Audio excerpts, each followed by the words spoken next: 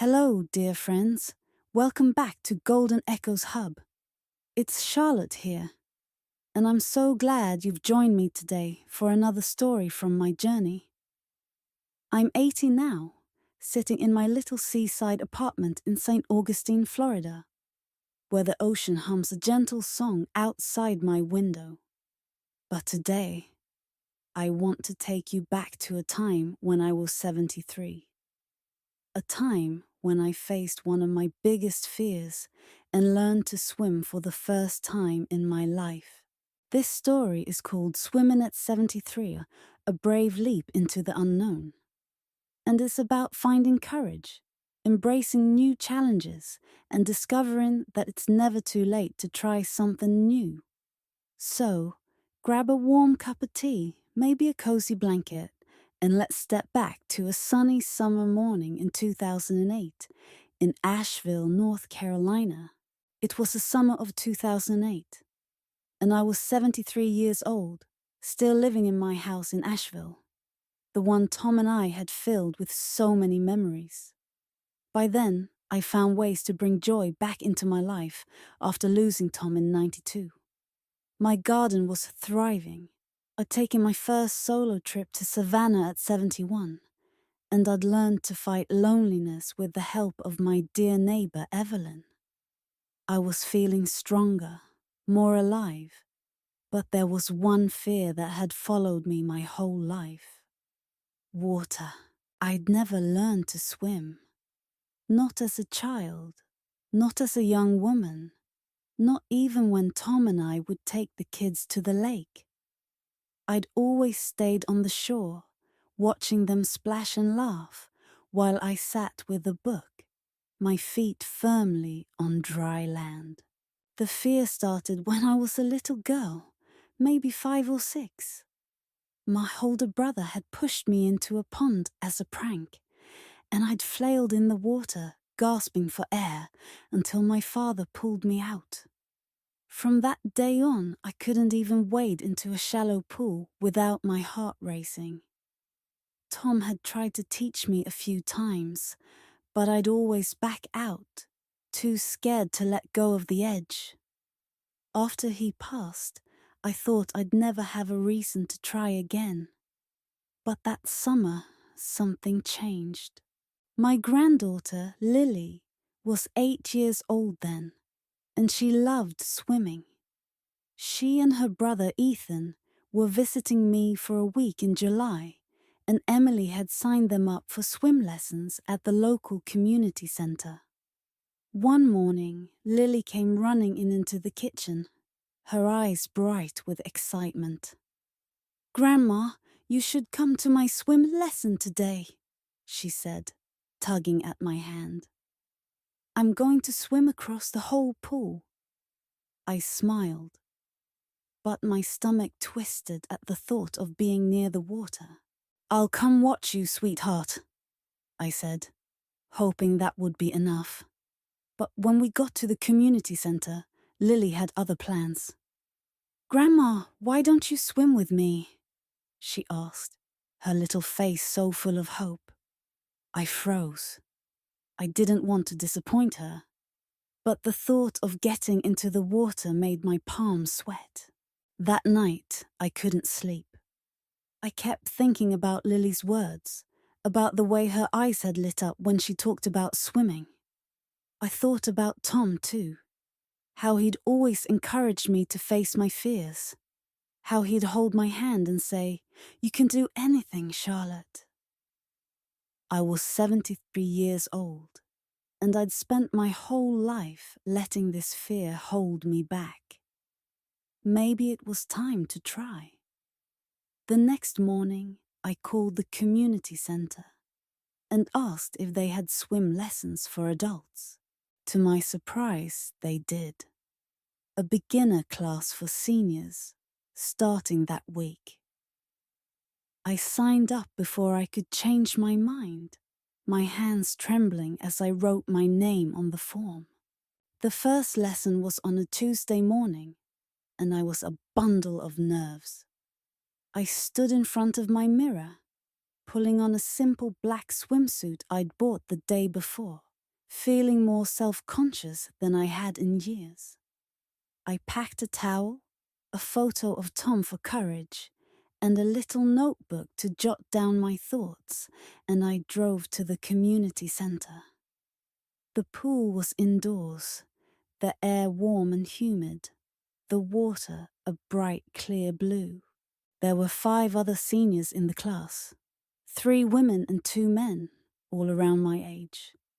And our instructor, a kind young woman named Sarah, who had a gentle smile and a patient way about her. "We'll take it slow," she said, sensing my nerves. "You're here, and that's the first step." I started at the shallow end, gripping the edge of the pool so tightly my knuckles turned white. Sarah taught us how to blow bubbles, how to float on our backs, how to kick our legs. Every time I let go of the edge, my heart would race, and I'd picture that pond from my childhood, the water closing over my head.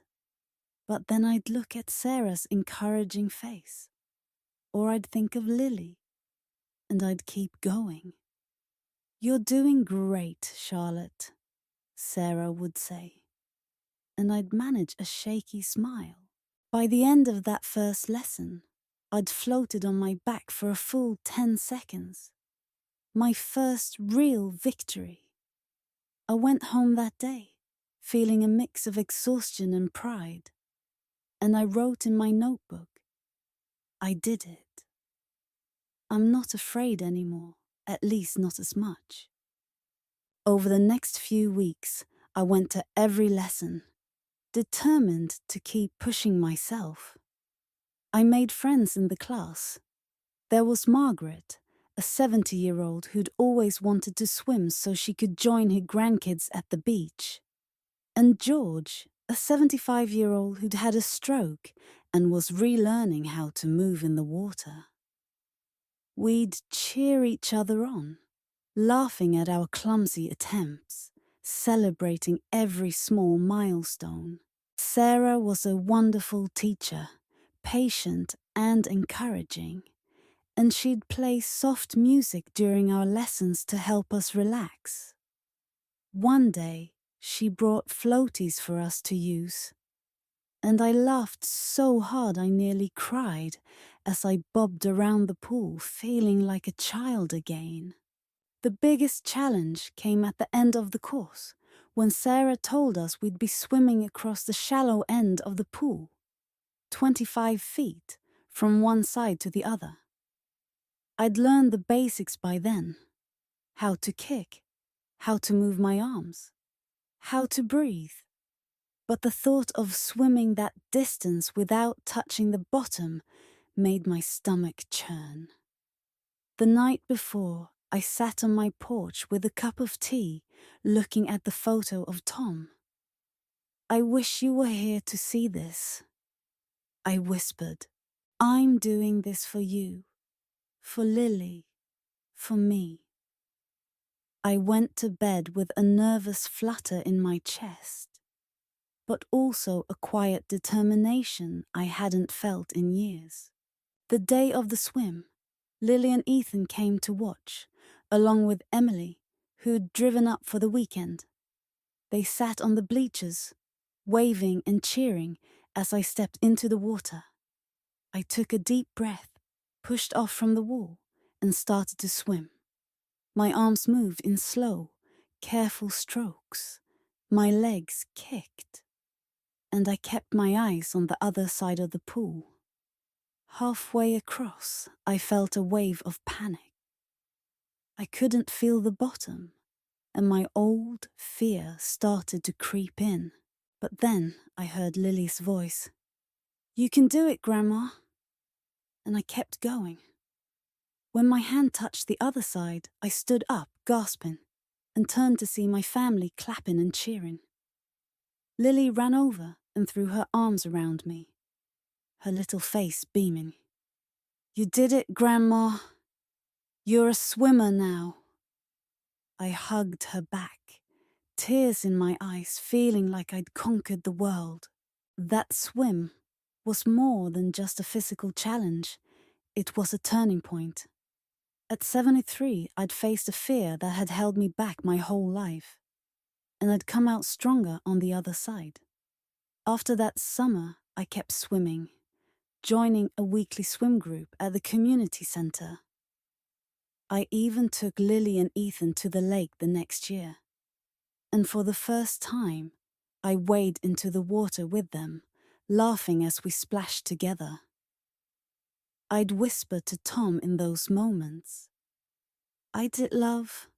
I'm not afraid anymore." Now, at 80, I still swim when I can. Here in St. Augustine, I'll walk down to the beach and wade into the ocean, feeling the waves against my legs, the salt on my skin. I keep that photo of Tom on my nightstand, a reminder of the courage he always saw in me, even when I couldn't see it myself. Learning to swim at 73 taught me that it's never too late to face your fears, to try something new, to take a leap into the unknown. We're stronger than we think, dear friends. And there's so much joy waiting for us if we're brave enough to reach for it. That's my story for today, dear friends. If you've ever faced a fear, or if there's something you've always wanted to try, I'd love to hear about it in the comments. We've got more stories coming today. Join me at 7 a.m. tomorrow for the next one, about the quilt I made for my grandkids at 75. Don't forget to like, comment, and subscribe to Golden Echoes Hub. I'll see you soon.